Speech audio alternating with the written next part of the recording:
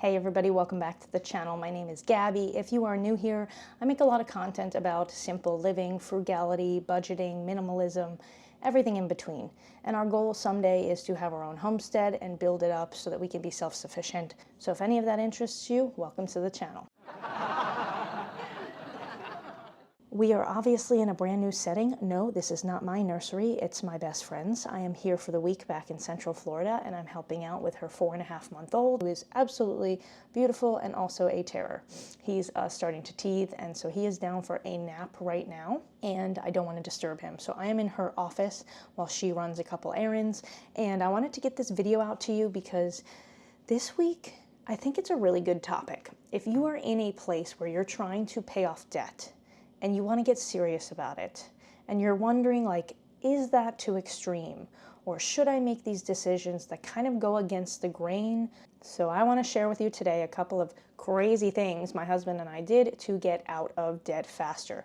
We paid off over $70,000 in the last 9 months. Okay, first things first, and I have more videos and content that I will create about this topic, but the idea of lowering your monthly expenditures as much as you can, that was a big piece of why we relocated from Florida back to New York and in with family.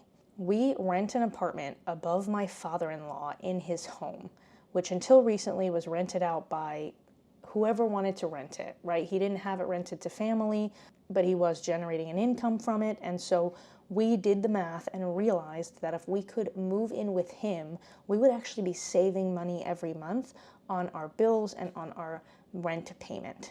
Now, some people might be like, well, Gabby, you have a mortgage in Florida, so how on earth would you be saving money when you're just throwing away your rent and before you were, investing into a home that one day would have equity? That home was so new that we were paying almost $1,100 in interest alone. And now it's being rented out by some people who really needed the space. And so it's paying for itself. And that's a complete blessing from God. Again, I've covered that topic before, and I'm sure I'll talk about it in another video in the future, but I don't want to get into it right now because we have a lot to cover. Point of this is when we sat down and looked at all of our bills and all of the money coming in and all of the money going out and our goals for the next 5 years, which included me leaving my corporate job, which I have now done, we had to prepare and plan for that. And part of it was, we cannot afford $3,200 a month in bills if I'm going to leave my job. So we were able to cut that back, and now our monthly expenditures on living expenses are actually about $2,000 a month, which is crazy because most people leave New York to go to Florida because they can't afford New York anymore. We were the opposite. We left Central Florida to go back to the Hudson Valley, which is regularly known as being very expensive. However, again, making that sacrifice, moving into a smaller space, moving in really close to family, things that people would probably say, well, you're in your 30s, you should have your own space. Like, culture might teach us that that's not okay. But it's fine. It's working. We love it. He's got a really beautiful backyard. He's helping us out with a nice garden. He's got a hot tub, which we really it's a cold pool for the summertime that we're enjoying. It's just a nice space and a place that we can connect with family who we haven't seen in a few years because we've been living down in Florida while they were up in New York this whole time. Number 2 and number 3 go hand in hand, and that is we sold our RV and we sold our truck. So we had payments on both of these things, and to be honest, the payments were probably about $700 for both. The truck was about $400, actually $800, because the truck was about $400, the RV was about $325, but then there was also factoring in the cost of insurance every single month. And again, we were like, that's money that could go towards paying off debt if we stopped paying on these items. Would we have liked to keep the RV? Sure. Were we really going to use it that often? Probably not. It didn't make sense for our season of life. We took it out on a full-time trip. It made sense for the trip. Some people would say you lost money in the transaction because we had to pay it down a little bit to sell it. But we got 3 months of living full-time on the road in America, traveling through over a dozen states and getting to experience things that we normally would not experience at our age. So I would say they were a really good investment for the time that we were using them.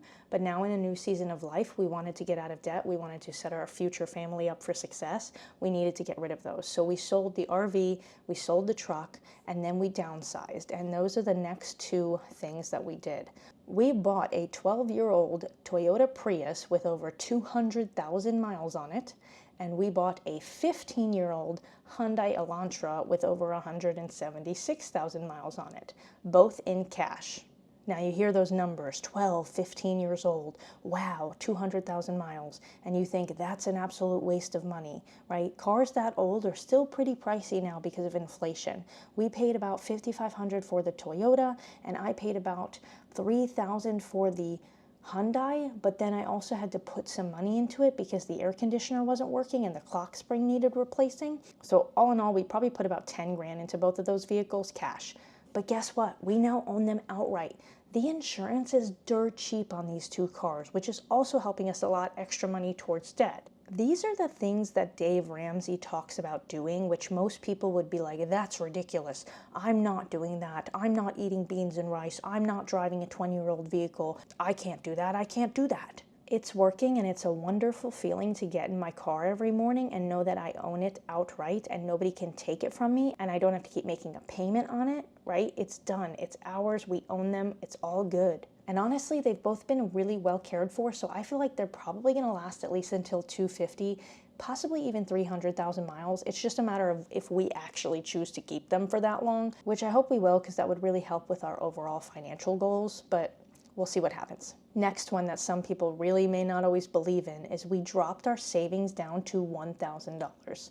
So at our peak, I think we had almost $11,000 saved in the bank, and month after month, we kind of slowly got rid of that and decided, I think it's time to just go all in on this Ramsey principle of having $1,000 saved for an emergency and then paying off everything else. Because it doesn't help if you owe people something and then you have that money sitting right there. You still owe the lender. You still have to make that payment. So it's just kind of like, just make it and then grow this back up once you're done. Some people would say, well, what do you do in the event of an emergency that's more than $1,000?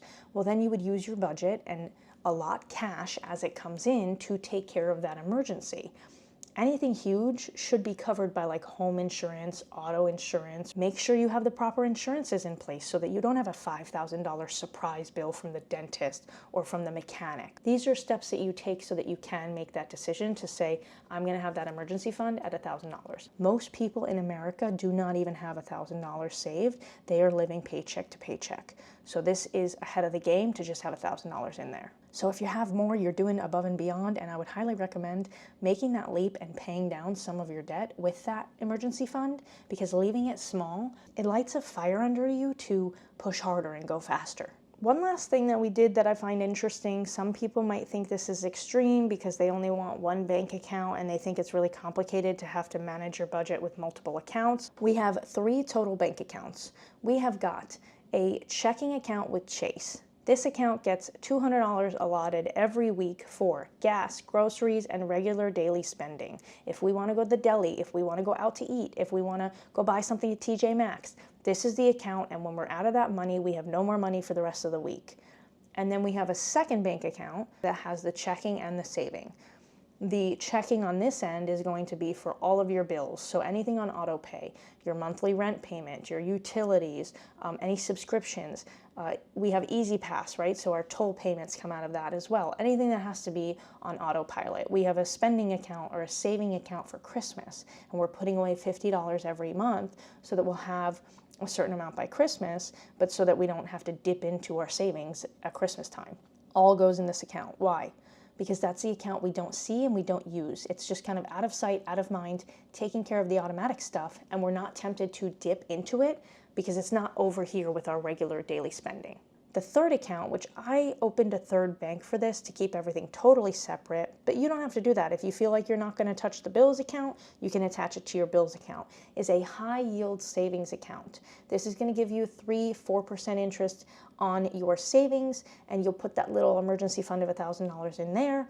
And again, it's out of sight, out of mind. It's far away from your daily spending, but it's close enough that if you have an emergency and you need it, you can access it pretty easily. You don't want to lock that up in mutual funds or investments. You want to keep that liquid cash. once you hit 3 to 6 months of emergency fund, or if you prefer, or if you have a commission-based job, 6 to 12 months of emergency fund, then anything above that that you save, sure, you can invest it and put it in mutual funds. But again, keep that savings liquid cash when you do get to that stage. And that's everything that I had written down for this video in particular. But now that I'm sitting here talking to you, a couple more things that I'm personally doing, which other people would find extreme. The first is going to be that I am selling a lot of our stuff on Facebook Marketplace, on Poshmark, on eBay, anything that's creating clutter around the house, because we're also trying to minimize and kind of go a little more minimalist in our lifestyles. I've already done a video on the ways you can turn your clutter into cash, so I'll put it up right up here if you want to watch that next. But the idea is we are trying to be more minimalist in our lifestyle. And my husband's really good at that. I'm the problem. I'm the one that created all the clutter over the years. So I'm the one that's slowly over time selling things and paring down and donating and just trying to find that happy medium where we're not just dusting and cleaning off a bunch of knickknacks and stuff around the house that we never use and don't really appreciate. Because that's also extra money that we can put towards our debt that we can use for our groceries weekly. And on that note, for groceries, I'm also trying really hard to work with what we have and only purchase what we need in smaller increments. So we're not going to the grocery store once a week or once every 2 weeks and doing a massive haul. I'm actually trying to make a meal plan based on what's already in the cabinets and then filling in the blanks when needed. I'm trying to get in the protein, the carbs, the fat, right? I'm also trying to get us more fiber in general because my stomach does a lot better when I'm eating more fiber.